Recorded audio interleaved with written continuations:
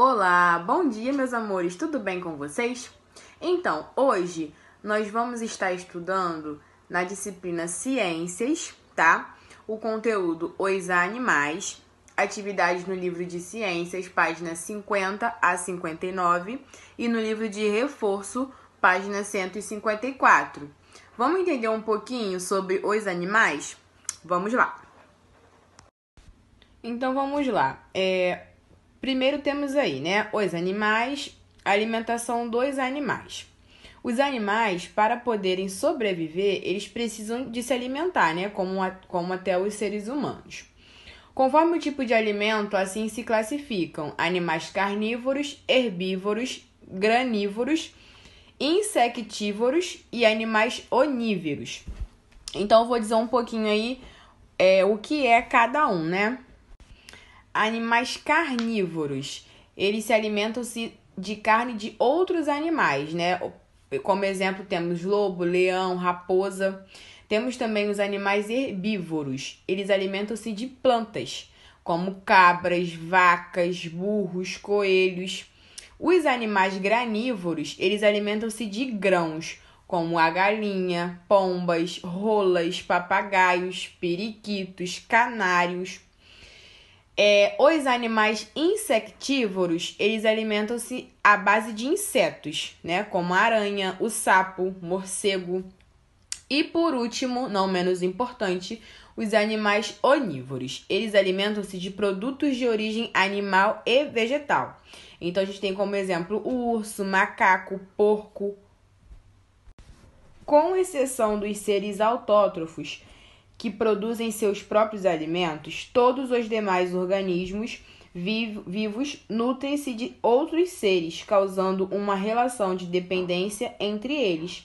Essa relação alimentar existente entre os seres vivos na natureza, na qual uns dependem dos outros para sobreviver, é denominada de cadeia alimentar. Na cadeia alimentar, temos os produtores, consumidores e os decompositores, tá? Vamos entender um pouquinho o que é cada um.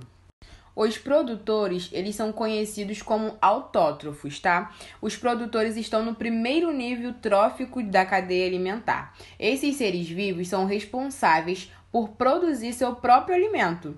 As plantas, por exemplo, elas utilizam os nutrientes do solo e a luz do sol para se alimentarem, ou seja, obterem energia suficiente para sobreviver de forma autossuficiente, tá bom? Os consumidores são os seres que se alimentam de plantas e de outros seres vivos, pois não produzem seu próprio alimento, diferente dos produtores, tá? Que já produzem o seu alimento. Então, temos um exemplo de lagarta, pássaro, coruja. Dentre os consumidores, existem os herbívoros, que se alimentam de vegetais, e os carnívoros, que comem outros animais. Outros organismos presentes na cadeia alimentar são os decompositores. Esses seres são os responsáveis por decompor outros seres vivos após o seu ciclo de vida. Apesar de eles fazerem parte da última etapa da cadeia alimentar, eles são responsáveis pela decomposição de qualquer matéria orgânica, independentemente de nível trófico. Os principais decompositores do meio ambiente são os fungos e as bactérias. Agora temos aí reprodução dos animais. Assim como os demais seres vivos, os animais são capazes de se reproduzir, gerando novos descendentes e garantindo a sobrevivência da espécie. De acordo com o tipo de reprodução, ela pode ser classificada em duas, como sexuada e assexuada, tá? Reprodução sexuada. Geralmente, em uma espécie, existem indivíduos do sexo masculino, que no caso seriam os machos, e do sexo feminino, as fêmeas.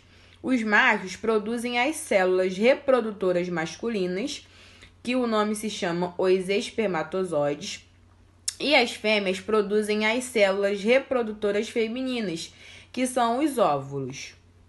A reprodução sexuada, ela ocorre quando essas duas células reprodutivas se encontram, que no caso é quando o macho e a fêmea se encontram, tá bom? Já na reprodução assexuada, não ocorre a junção das células reprodutivas, não precisa de um macho e de uma fêmea, tá? Os animais possuem a capacidade de dar origem a um novo ser sem a participação de outro indivíduo da mesma espécie. Não há acasalamento e nem fecundação nesses casos.